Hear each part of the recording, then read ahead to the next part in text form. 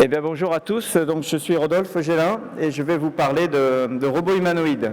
Donc, je travaille pour la société Aldébaran Robotics, que je vais vous présenter rapidement. Et puis, je vais vous présenter donc, ce qu'on fait avec les robots humanoïdes en général et les développements en cours sur le robot Roméo. Roméo qui sera là samedi prochain, donc samedi après-demain à 19h, lors de l'exposé que je ferai à ce moment-là. Et là, c'est plus Roméo que moi qui parlera. Là, il se prépare. Et donc il répète, mais donc aujourd'hui, il n'y aura que moi, désolé, mais quelques vidéos quand même. Donc Aldébaran, c'est non seulement une étoile que vous connaissez bien, parce qu'Alexandre Astier en a beaucoup parlé hier soir, si vous étiez à sa conférence, et donc j'étais très content de voir qu'il nous faisait de la pub. Alors lui dit Aldébaran, nous on dit Aldébaran, mais c'est la même chose, c'est une constellation. Donc notre fondateur, Bruno Maisonnier, est un fan de science-fiction, et donc il avait souhaité donner ce nom stellaire à sa société. Donc on a été créé en 2005, on est basé à Paris principalement, mais aussi un petit peu à Nantes comme je vous le dirai, et aujourd'hui après donc 9 ans d'existence, on peut dire que cette société française est le leader mondial de la robotique humanoïde. Alors il faut rester humble, ça ne veut pas dire grand chose, leader mondial de la robotique humanoïde, ça veut dire que c'est nous qui fabriquons le plus de robots humanoïdes dans le monde.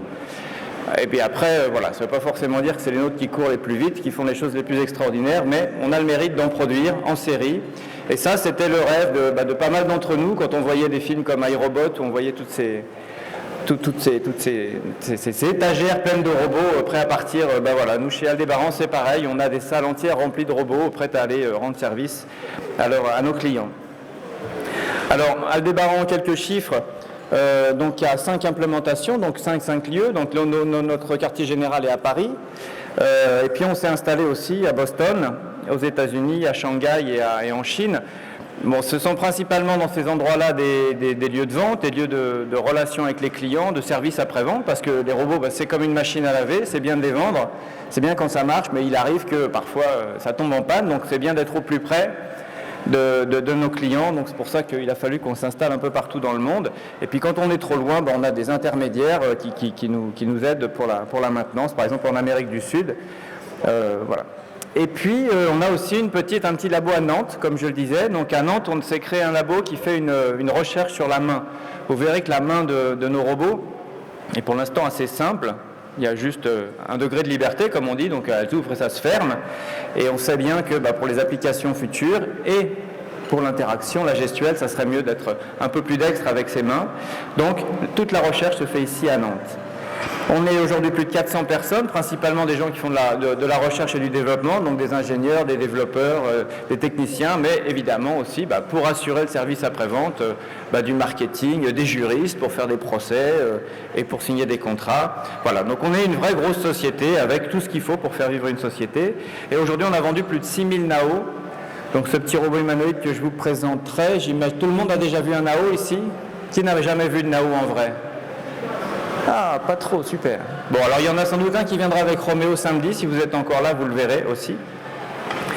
Et donc voilà, plus de 1000 labos s'en servent, 10 000 personnes utilisent des Nao de près ou de loin. C'est encore pas beaucoup, hein, mais voilà, ça fait qu'on est le plus développé. Alors ici, je tenais à vous montrer une vidéo qui est toute récente. For some people, future is scary.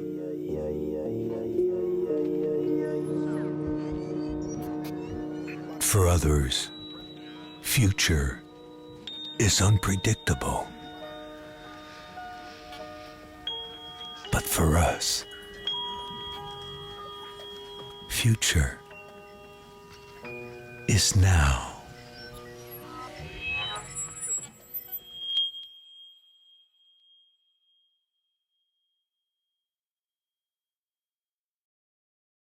J'aime beaucoup cette vidéo parce qu'elle a un petit air science-fiction et voilà, il est encore plus beau que dans la réalité. Alors notre vision, c'est de faire, l'objectif d'Aldébaran, c'est de faire des robots pour le plus grand nombre. Aujourd'hui, vous avez vu, on cible une population qui est quand même assez pointue, hein, les chercheurs, les enseignants. Mais notre objectif, c'est vraiment, la société a été créée pour ça, faire des robots pour le plus grand nombre, pour aider des gens chez eux, pour être un compagnon, pour les amuser, le marché de masse. le marché de masse parce qu'on veut que les gens aient des robots parce que c'est rigolo, puis parce que c'est comme ça qu'on gagnera de l'argent. Si vous faites que des marchés de niche, c'est assez difficile de gagner de l'argent, à moins de faire comme Rolls-Royce, faire un tout petit marché avec des objets très très luxueux. Voilà. Et nous, le modèle qui nous intéresse, c'est plutôt le business model, c'est plutôt du Renault, quoi, de la voiture que tout le monde peut s'acheter, du robot que tout le monde peut s'acheter et dont tout le monde peut profiter. Vraiment amener la technologie au service de tout le monde. Alors choisir la forme humanoïde, ça n'a pas été le plus malin. Ça n'a pas été le plus malin d'un point de vue technique, parce qu'au moment où Bruno Maisonnier a créé Aldébaran, on voyait plein de publications scientifiques, notamment japonaises, où on voyait l'humanoïde, bon bah ça a l'air bon, tout le monde sait faire des humanoïdes, la techno est prête, on peut y aller, on peut faire copier-coller et mettre ça chez les gens. En fait, bah voilà, 9 ans après, on s'aperçoit que c'est pas aussi simple que ça, et que la difficulté n'est pas forcément là où on le pensait, dans la mécatronique, dans la fabrication du robot, mais plus dans les usages qu'on va pouvoir y trouver. Alors, cette forme humanoïde, justement, d'un point de vue des usages, elle est super, parce que, comme vous êtes humanoïde, bah, potentiellement, comme l'humain, vous pouvez faire n'importe quoi.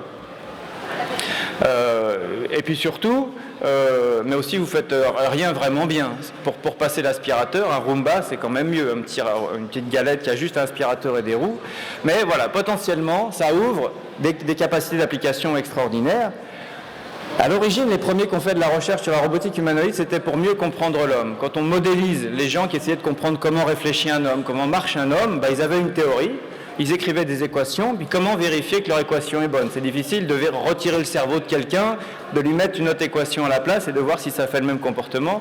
Donc fabriquons un robot humanoïde, mettrons notre algorithme dans cette tête et on voit si ce robot va se comporter comme un homme ou pas. Et c'est comme ça qu'on va voir que ce qu'on appelle l'intelligence artificielle, c'est pas vraiment intelligent, que les algos de marche, bah, c'est pas vraiment comme la marche. Voilà. Et on va apprendre de plus en plus sur la façon dont l'homme se comporte, on va mieux comprendre l'homme. Mais après, d'un point de vue marketing, d'un point de vue business, bah aussi on s'aperçoit qu'un petit robot humanoïde, il attire beaucoup plus la sympathie que des robots à roulettes. Il faut vraiment être Pixar pour faire de Wall-E un objet sympathique, ou alors R2D2. Mais en général, c'est beaucoup plus d'interagir. On est intuitivement beaucoup plus attiré vers quelque chose qui a une tête, des bras pour communiquer. En plus, on bénéficie de tous les avantages qu'apporte un langage corporel que peut apporter un robot humanoïde. Et puis, comme je le disais, bah, comme notre environnement est fait pour nous, bah, autant faire un robot qui a notre forme pour monter un escalier, pour attraper des objets. Voilà, tout ça fait que, et en plus, c'est plus rigolo de fabriquer des robots humanoïdes que de fabriquer des boîtes de conserve à roulettes. Donc aujourd'hui, Aldébaran a 3 robots. Donc Nao, qui est le plus répandu, Pepper, qui a été présenté en mai dernier, donc qui est tout récent, que vous verrez probablement pas beaucoup parce qu'on l'a fabriqué pour une société japonaise qui s'appelle SoftBank, et pour l'instant SoftBank se le garde jalousement. Il dit c'est mon robot, c'est moi qui l'ai payé, je le veux que pour moi et je veux pas que les autres en profitent. Bon, c'est pas si simple, hein, il va commencer à le vendre de son côté, mais voilà, donc ça va être un robot un peu plus rare. Je vais vous montrer une vidéo juste après. Et Romeo, lui, c'est une plateforme de recherche qu'on commence à présenter, et on est très heureux de venir ici le présenter. Ça sera la 3e fois qu'on le présentera au public. Et donc, voilà, depuis très longtemps, les Utopiales voulaient l'avoir, donc on est très heureux de le présenter samedi.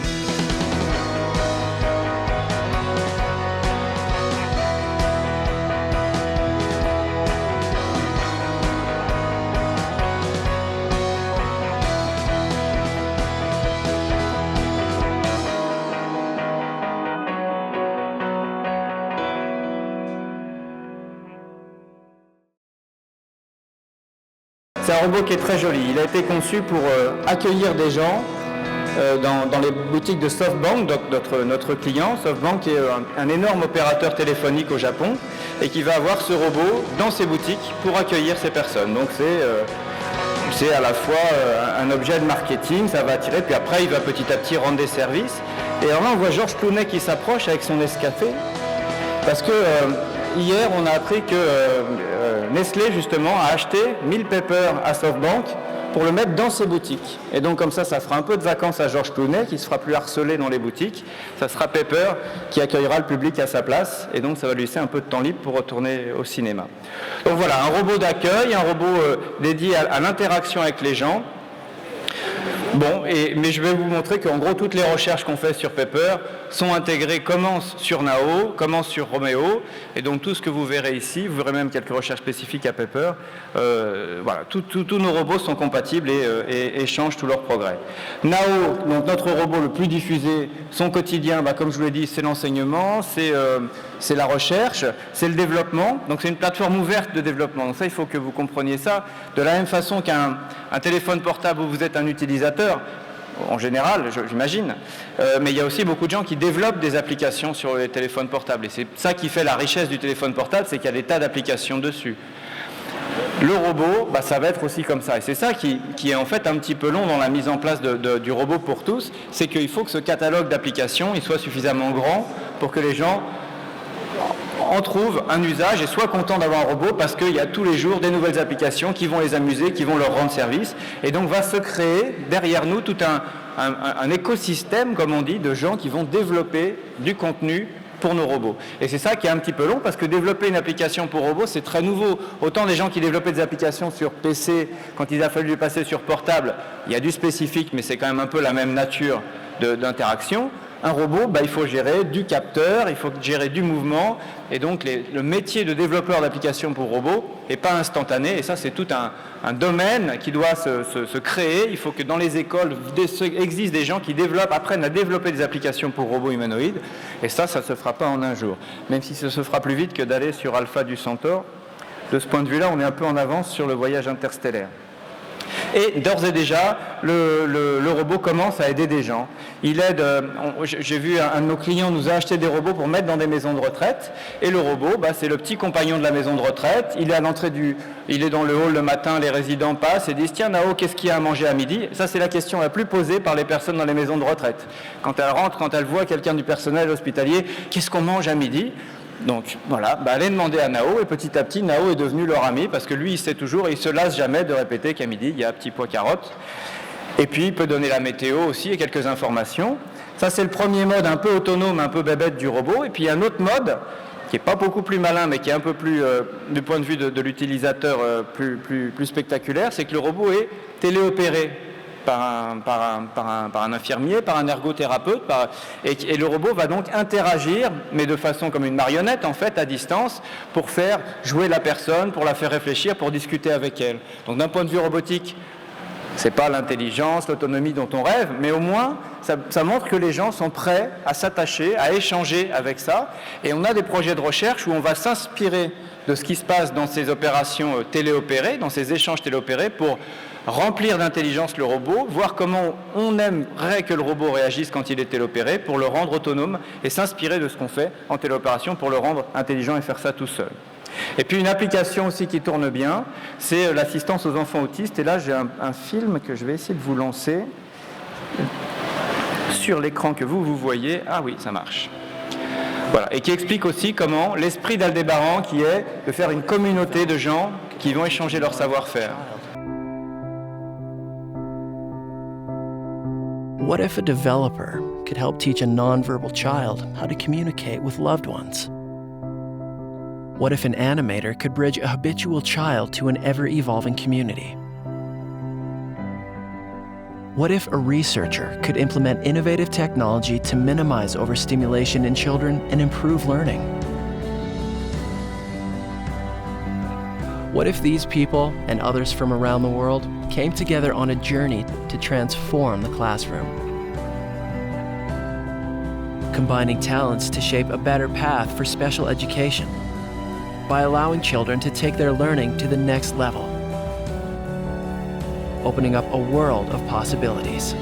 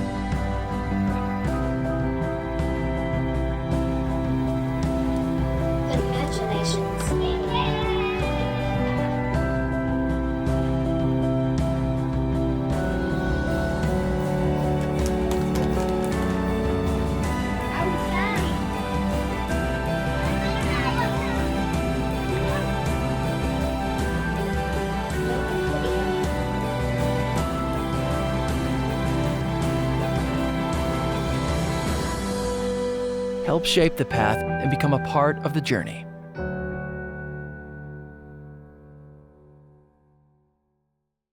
Bon, ça, rien de nouveau, hein. Quand vous développez une application sur PC pour l'éducation spécialisée, de la même façon, des ergothérapeutes et des éducateurs et des informaticiens travaillent ensemble. Là, il y a en plus l'animateur. Et l'animateur, voilà, c'est dans le développement des applications robotiques, c'est très important. C'est ça qui va donner de la chair, de l'existence à tous les mouvements du robot.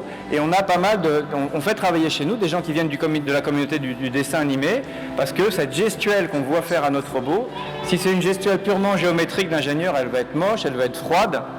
Toute la différence se fait dans la façon dont les gestes sont faits. Et à ce moment-là, le lien se crée très bien avec les enfants. Et là, les enfants autistes aiment particulièrement ce Nao, parce qu'ils aiment la technologie en général. Et en particulier, cette petite bouille, le fait qu'il n'a pas de visage, pas de sourire, et ça les rassure, parce qu'ils ont du mal à interpréter. Là, ils arrivent bien à interpréter tous les gestes du robot, et ça va vraiment les attirer, simplifier leur approche pour les emmener faire des exercices, et même créer des rapprochements entre les enfants, puisqu'ils vont, des enfants qui sont souvent un peu refermés sur eux-mêmes, vont aller se mettre à jouer ensemble sur le même robot. Alors la prochaine étape, c'est ce qu'on voit sur ce petit film, alors que là j'ai peut-être montré il y a 2 ans, parce qu'il est très révélateur de ce qu'on voudrait faire. Mais j'ose espérer que voilà, tout le monde n'était pas là il y a 2 ans. Donc ça c'est une simulation encore, hein. Là le robot, on l'aide un petit peu, mais ça montre comme quoi déjà un tout petit robot humanoïde comme Roméo, comme Nao, pour aider une personne âgée et aveugle. Cette dame qu'on voit là est malvoyante, comme on dit. Oui, très bien.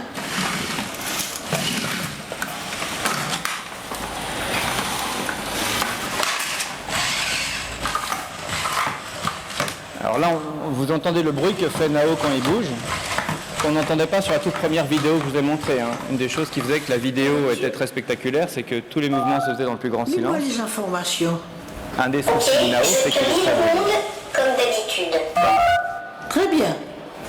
N'oublie pas que tu peux, quand tu le désires, me demander de l'aide. Voici les gros titres du monde aujourd'hui.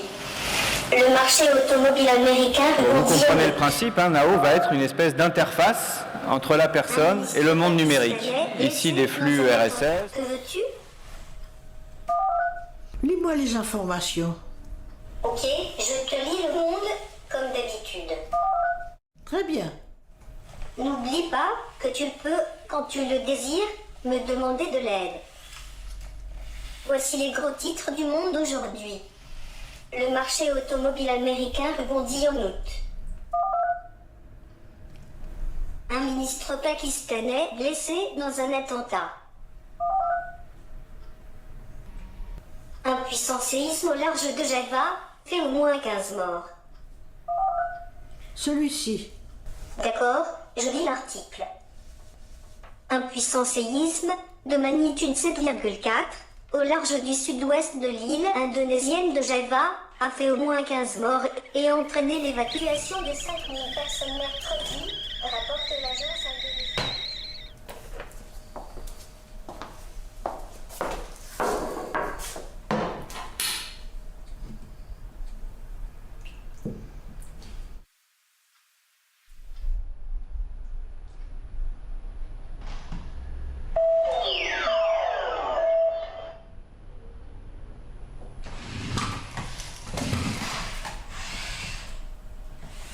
Tu as reçu un email de Pierre. Je vais te le lire. Oui, Nao. Bonjour maman, nous sommes bien rentrés de nos vacances. Nous avons passé d'agréables moments en famille. Quand pouvons-nous passer te voir? Nous espérons que tu vas bien. Bisous. Veux-tu répondre à ce mail? Oui, Nao. Je t'écoute. Je vous remercie de votre message. Je vais bien. Je suis enchantée de vous voir. Voulez-vous venir dimanche avec les enfants? Je vous embrasse.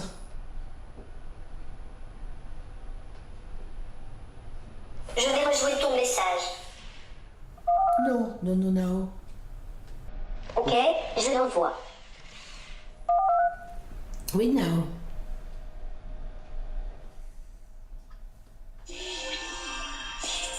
Émission spéciale, les dossiers de BFM Radio, Nathalie Croiset.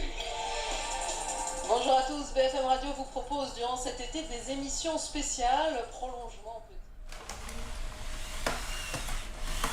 Pierre Fabel. J'initialise la communication. Allô, Pierre? Oui, maman, ça va? Très bien. Je viens de recevoir ton message. Nous viendrons dimanche. Désolé, je suis un peu pressé. Je t'embrasse. Moi aussi, à dimanche. À dimanche.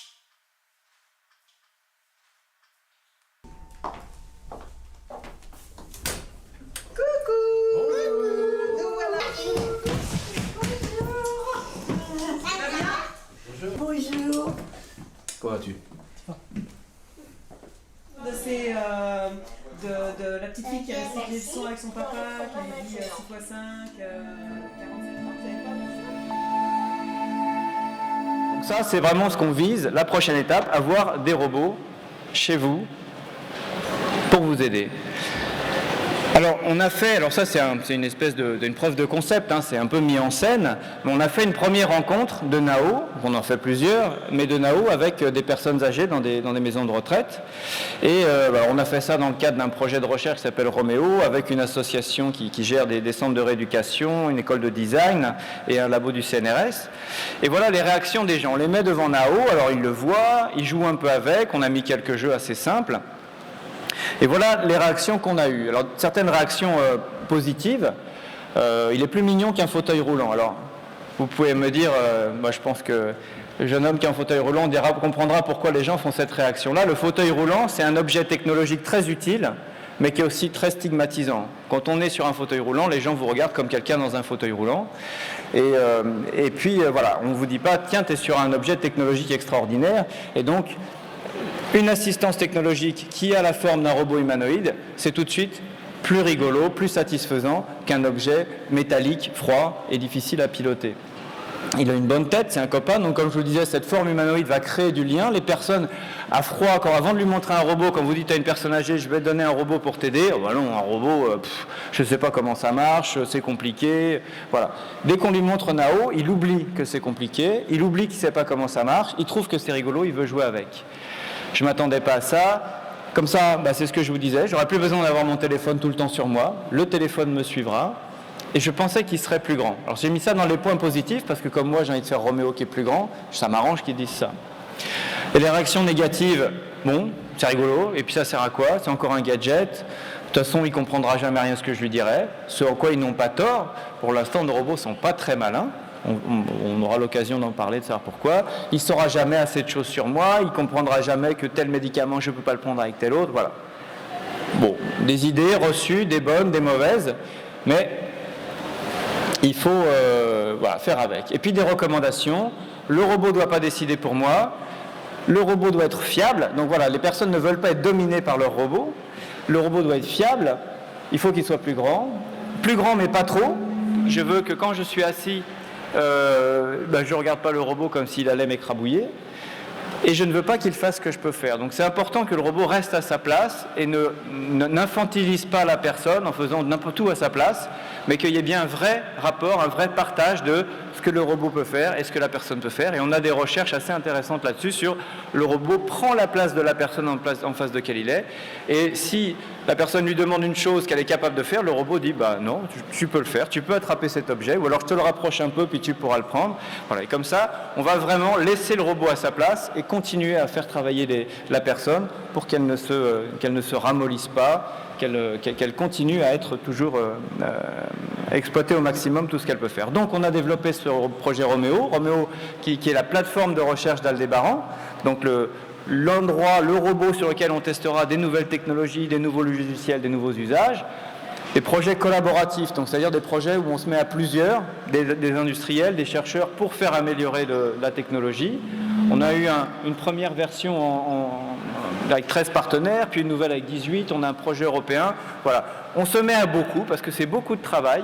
Il faut vraiment... Aldébaran ne pourra pas faire ça tout seul, parce que c'est beaucoup de travail, parce qu'il y a des choses qui sont très compliquées, qui sont à la limite de ce que la science sait faire, pour réussir à atteindre ces objectifs de vrais robots d'assistance. Alors, on récupère tous les besoins tous les remarques que nous ont dit les gens, puis on les organise un petit peu par ordre de priorité. Donc ça, on fait ça avec l'entourage des personnes âgées qui nous disent, premier, la sécurité. Le plus important, c'est la sécurité. Il faut qu'ils détectent quand la personne est tombée, qu'ils l'empêchent de tomber éventuellement, qu'ils voient si la personne marche moins vite, est moins fringante que d'habitude. Elle va l'aider à se déplacer, à détecter s'il y a des objets dans son chemin habituel pour les écarter, rappeler qu'il faut prendre des médicaments, qu'il faut s'alimenter. Donc vraiment, le premier point, prendre soin des gens. Et ça change pas mal, je trouve, la vision voilà, on a tous, quand on aime la science-fiction, l'idée que le robot, c'est un danger. Alors c'est peut-être la contraposée, justement, de dire la première mission du robot, c'est d'assurer notre sécurité. C'est la première loi d'Asimov en un sens, mais on la retrouve ici. Après, le deuxième, c'est la communication. Bon, on l'a beaucoup vu, hein. Veiller à ce que le robot, on nous dit souvent, ouais, mais alors du coup, les gens, ils vont vivre seul à seul avec leur robot. Est-ce que c'est pas déshumanisant? C'est-à-dire qu'on les parque, les gens, avec leur robot? Eh ben non. Voilà, on sait ça, c'est un danger, hein, de la même façon que le jeune, il peut passer toute sa journée avec sa console sans plus parler à personne. Ah non, pas du tout, parce que c'est des jeux en réseau, donc j'ai plein de copains tout autour du monde, et donc, bon, ben voilà. Pareil, le robot, il peut aussi être le moyen de rester en lien avec son entourage. C'est le robot qui va dire, tiens, ça fait longtemps qu'on n'a pas eu de nouvelles de ton fils, allez, on va l'appeler.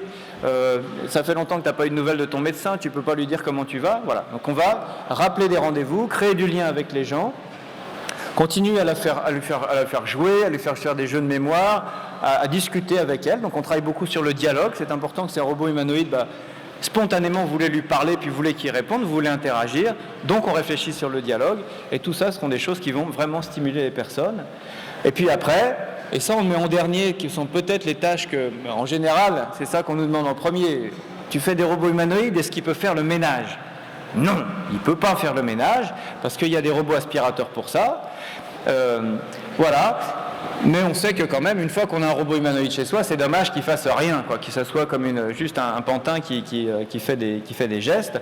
Donc s'il peut aider à certains gestes comme le maquillage, aider à s'habiller, passer un manteau par exemple, on se dit que c'est à la fois très simple d'aider quelqu'un à mettre son manteau, mais c'est en même temps très compliqué, il faut attraper le manteau au bon endroit.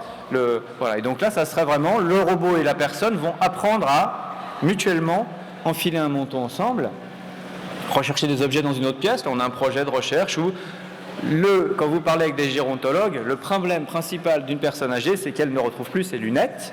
Et donc, si le robot était capable de savoir où sont les lunettes, soit parce qu'il se souvient où la personne les a mis, soit parce qu'il a pensé à mettre un petit capteur sur les lunettes, un peu comme l'araignée espion de Spider-Man, et comme ça, il retrouve automatiquement où sont les lunettes, et après, éventuellement, aller les rechercher.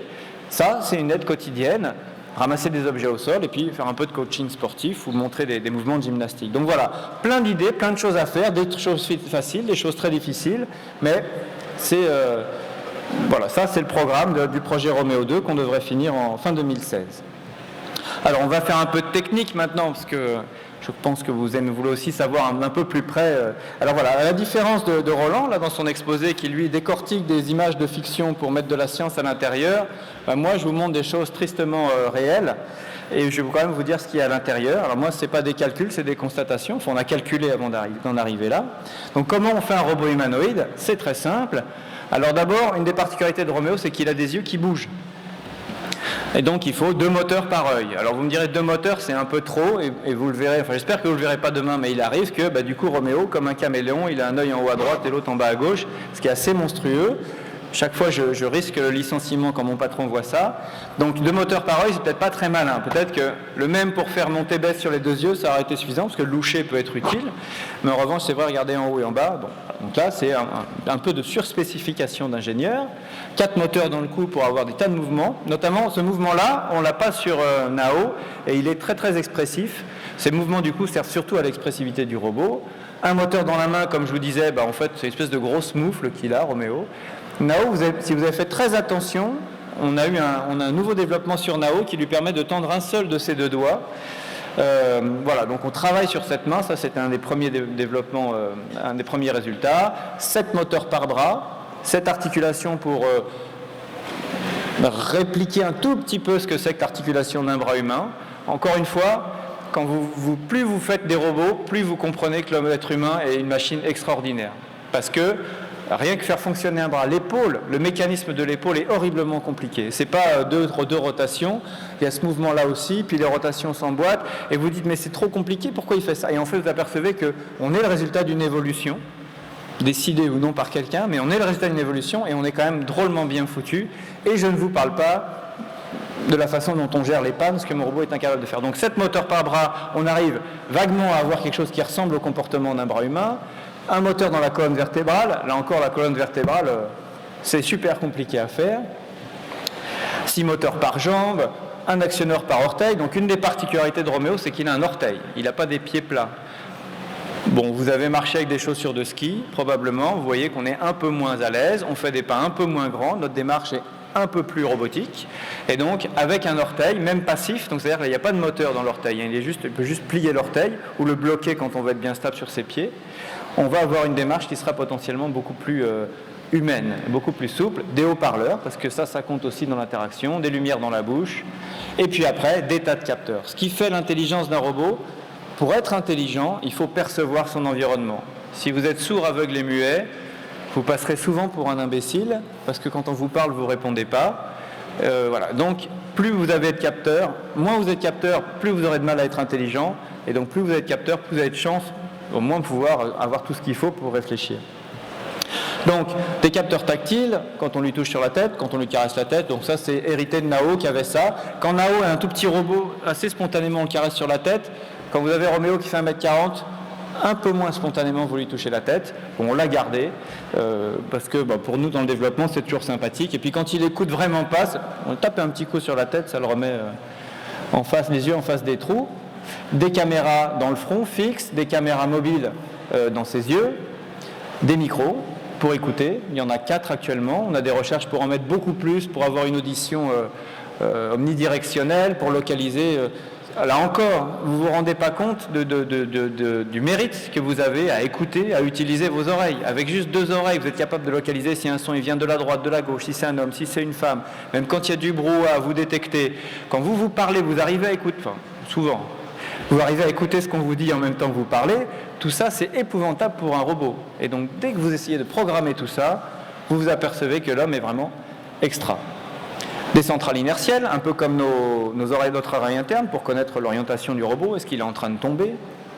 Encore une autre dans le corps. Ça coûte pas cher une centrale inertielle, on en met partout, je pourrais vous expliquer pourquoi. Des capteurs de pression sous les pieds, pour savoir si le pied est par terre ou pas, parce que ça compte quand vous marchez, de savoir détecter que votre pied a touché par terre. C'est ça qui déclenche le passage au pas suivant. Voilà, des capteurs de position, donc ça c'est la base de la robotique. Dès que vous avez un moteur, vous avez une position pour savoir où est votre moteur et pour contrôler finement la position.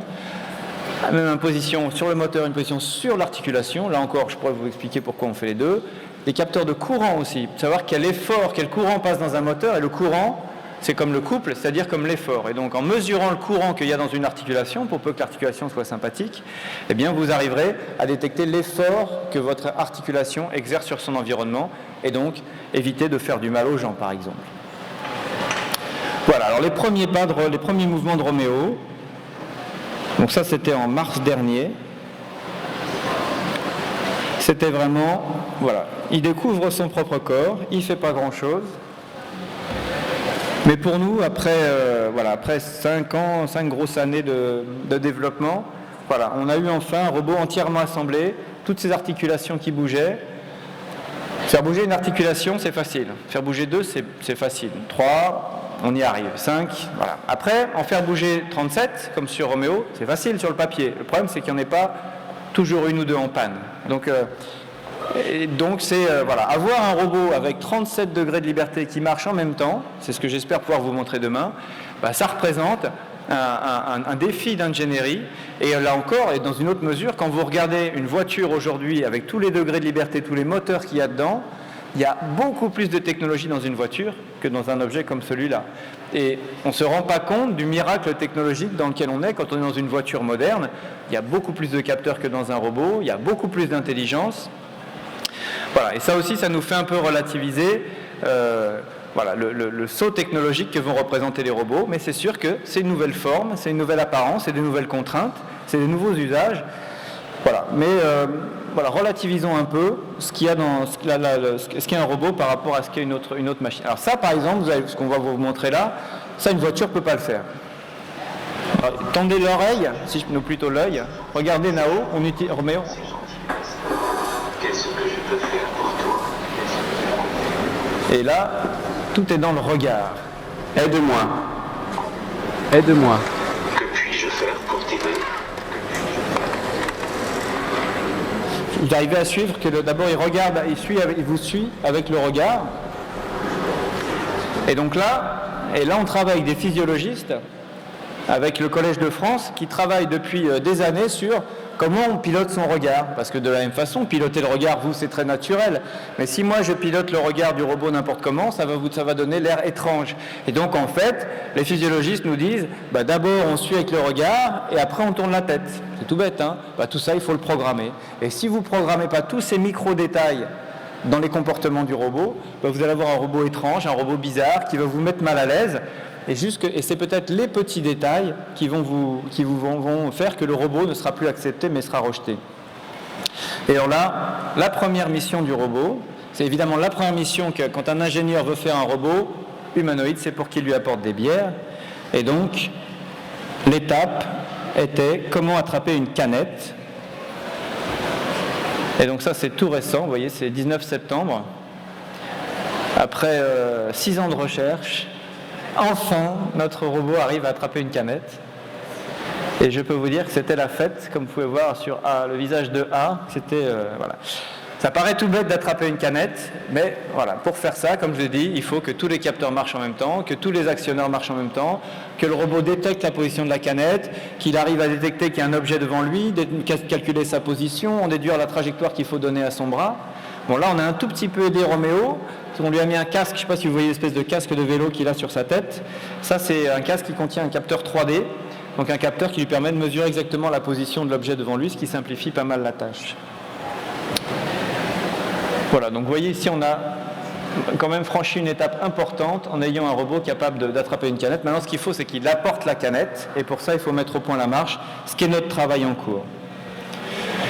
Alors, je vais finir par quelques considérations éthiques qui intéressent, dont il faut se préoccuper. Je vais aller très vite. C'est vrai qu'avec ce qu'on a vu dans les films de science-fiction, les robots, c'est un danger, ça va prendre notre travail, ils vont prendre le pouvoir sur nous, c'est épouvantable. C'est bien de se poser des questions, mais n'oublions pas que le robot est un outil. Programmable, certes, mais c'est un outil au même titre qu'un marteau. On ne se pose jamais la question de savoir si un marteau est éthique. En revanche, si l'usage du marteau est éthique, construire une maison pour abriter des enfants, c'est bien. Tuer sa grand-mère à coups de marteau, c'est mal. C'est le même marteau. Le même problème se posera avec les robots. Alors nous, évidemment, on ne peut pas se laver les mains. On ne peut pas dire, faites ce que vous voulez, nous on fabrique, après vous vous débrouillez. Il faut qu'on fasse quelque chose. Alors l'idéal, ça serait de faire comme Asimov, je vais intégrer des lois dans le cerveau positronique et puis c'est bon, c'est réglé, quoi. Alors, d'une part, Asimov montre que ça ne suffit pas. On arrive quand même à avoir des soucis avec des robots qui respectent les lois d'Asimov, et puis on rajoute une 4e loi, etc. Bon, et après, il y a des problèmes techniques, parce qu'implémenter les lois d'Asimov, c'était pas fastoche non plus. Hein. Donc, c'est une solution. Et je vous ai montré dans notre certaine mesure, on essaye de le prendre en compte, mais après, il faut que ça soit pratiquement réalisable. Donc, ce qu'on fait pratiquement... par exemple, nous, on pourrait dire à chaque fois qu'on va avoir une espèce de store sur lequel les gens iront acheter des applications pour leur robot, on peut dire, telle application, on considère qu'elle est de bonne qualité, qu'elle manque de respect à personne, qu'il n'y a pas de propos racistes, qu'elle n'est pas dangereuse, voilà, etc. Donc on peut faire une qualification d'une application et on dit, cette application-là, elle est agréée à Aldébaran. Si vous en servez, il ne devrait rien vous arriver. Si vous arrive quelque chose, on prendra une partie de la responsabilité. Et puis il y a d'autres applications qu'on ne pourra pas certifier, soit parce qu'on trouve qu'elles sont moches, parce qu'elles sont dangereuses, soit parce que c'est trop compliqué de prouver qu'elles ne le sont pas, Voilà, mais on dira ça c'est à vos risques et périls, et donc on fera des mises en garde légales en disant écoutez, ça c'est à vos risques et périls, l'usage du robot que vous ferez avec ça, nous on se lave les mains. Et je cite souvent l'exemple des gens qui vendent des piscines en plastique. Je ne sais pas si vous avez lu, quand vous achetez une piscine gonflable en plastique, il y a écrit il faut l'utiliser avec des enfants qui ont pied, qui ont une bouée et qui sont sous surveillance des parents. Donc voilà, s'il n'y a pas les 3 conditions, nous on se lave les mains de ce qui pourrait arriver à quelqu'un. Et alors évidemment, personne ne se baigne dans sa piscine en ayant pied, une bouée et avec la surveillance des parents. Bon, mais au moins, comme ça, le fabricant de piscine est à l'abri. Alors sans aller aussi loin, nous il faudra qu'on dise faites attention quand vous utilisez un robot. Si vous n'utilisez pas dans les bonnes manières, voilà, on peut pas. Voilà. Et après, il y a aussi des solutions techniques. La sûreté, j'en parle un tout petit peu. Il faudra que notre robot soit protégé contre le piratage pour que le robot qui est chez moi, quelqu'un le hack pas, puisse se mettre à explorer, fouiller chez moi.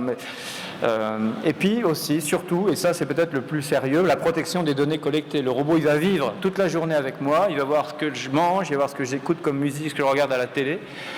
Toutes ces informations-là, si ça tombe dans des mains pas mal intentionnées, mais à but lucratif, bah évidemment, tout ça peut faire... c'est ce qu'on reproche un peu à Google. Hein. Voilà, il ne faudrait pas que le robot soit une espèce d'aspirateur à données pour des gens comme Google. Voilà, alors la sûreté, je finis là-dessus. Le robot, il est plus grand, donc forcément, il est plus fort, il est plus lourd, et donc forcément, il peut être plus dangereux. On doit travailler, nous, à ce qu'il ne tombe pas. Donc, je vais vous montrer une petite vidéo pour finir. On fait des choix mécatroniques, et puis on travaille aussi avec des méthodes de développement informatique qui sont issues du nucléaire, de nos amis du CEA, utilisées dans l'aviation et dans l'automatique, dans l'automobile, pour dire mon logiciel, je sais qu'il va se comporter comme je le veux, il n'y aura pas de bug et il ne s'écartera jamais de ce que je voulais faire. Alors ça c'est compliqué, hein, mais on le fait dans l'automobile et dans l'aviation, dans le nucléaire, pourquoi ne le ferait-on pas aussi en robotique? Voilà, donc en conclusion, la science-fiction sur les robots, c'est encore beaucoup de fiction, un peu moins que dans les voyages interstellaires comme on a vu avant. On est un peu plus proche, mais il y a encore beaucoup à faire. Donc les premiers humanoïdes que vous avez vus comme Ronao, ils seront très simples chez vous, ils ne feront pas des choses extraordinaires. Mais comme ça, les gens vont s'approprier, vont demander de plus en plus. Et donc ça nous laisse le temps de maîtriser leur développement. Vraiment, ne perdons pas de vue, je n'ai pas commenté l'image de Real Humans. Les robots sont des machines, c'est nous qui décidons ce qu'ils font. Le robot ne se rebelle pas spontanément. S'il se rebelle, c'est que quelqu'un lui a dit de se rebeller. Voilà.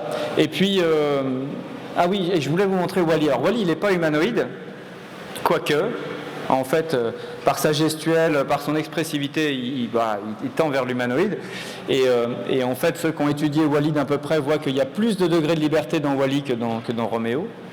Mais voilà, ce que j'aime bien dans Wall-E, c'est que c'est un robot gentil. Au moins, on montre un robot qui diverge pas pour faire du mal à l'humanité. Il fait ce qu'on lui dit sans réfléchir, de son mieux.